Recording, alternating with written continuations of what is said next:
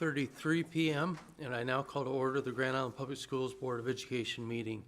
This is the September 22nd, 2025 meeting. Notice of this meeting has been advertised in the Grand Island Independent, which is the district's designated method of giving notice of these meetings.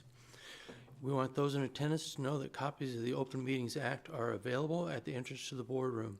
If anyone in attendance is interested in addressing our board, you are welcome to do so. We simply request that you complete the appropriate form and turn it in to us so that you may be recognized during the request to address the board part of our meeting. If you have not already completed the form, please see the staff person outside the entrance to this room. Public comment is welcome. We do ask that no signs be brought into the boardroom. Ms. Dibber, would you please call the roll? Mr. McFarland. Present. Mr. Hawley. Here. Mr. Garcia Mendez. Present. Mrs. Albers. Here. Mr. Sykes. Here. Mr. Barson, sorry. Mrs. Douglas. Here. Mrs. Wilson. Here. Mrs. Goodman. Wonderful.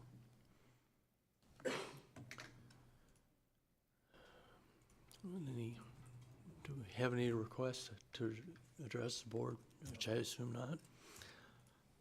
Okay, so on to item number 4, action items. 4.1, approval of Grand Island Public School fiscal year 2025 to 2026 budget. Mr. Harden.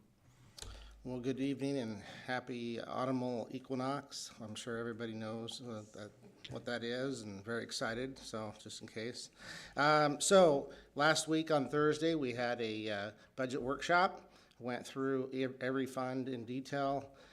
We also had a public hearing to hear comments from the public.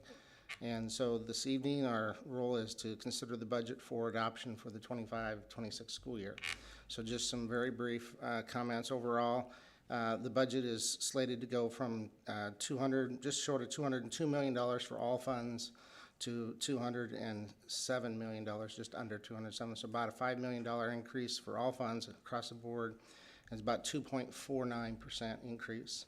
And so just your normal increases due to staffing cost and inflation, and then some decreasing in the federal programs accounts for that, a little bit lower than what we would expect, around 5 or 6% increase. So with that, I would conclude my comments and certainly be willing to answer any questions you might have.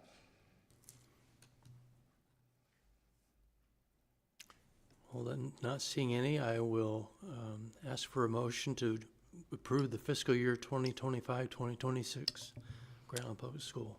I make a motion to approve the fiscal year 25-26 Grand Island Public Schools budget as presented. Second by Ms. Albers. Discussion. Seeing none, you may proceed to a vote.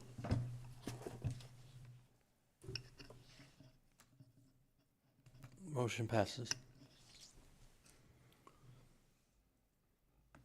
Okay, on item 4.2, approval of the Hall County School District 2, aka Grand Island Public Schools levy resolution for fiscal year 2025-2026.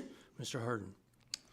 And so again, we had the public hearing to hear comments concerning the proposed levy. So as a quick overview, we are reducing our general fund levy a little over 14.25 cents.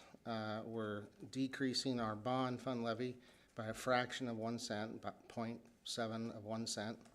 And we're increasing our special building levy to 11 cent increase. And then our qualified fund is a decrease of 1 cent. So the net impact on a tax holder or property taxpayer is a 5 cent, just under 5 cent reduction in our property tax levy. As you know, we had a 8%, a little over 8%, 8.02% increase in our valuation.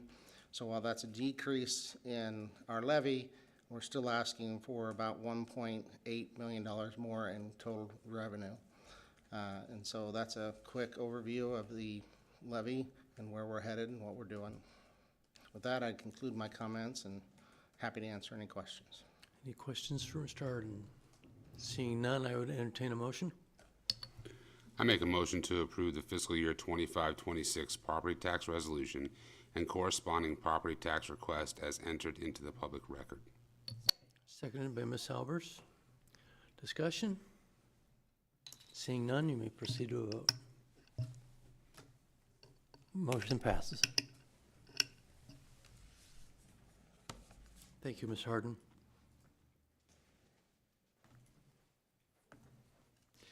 Notification of upcoming board meetings. Regular Board of Education meeting will be Thursday, October 9th, 2025 at 5:30 p.m. And with that, I call this meeting adjourned.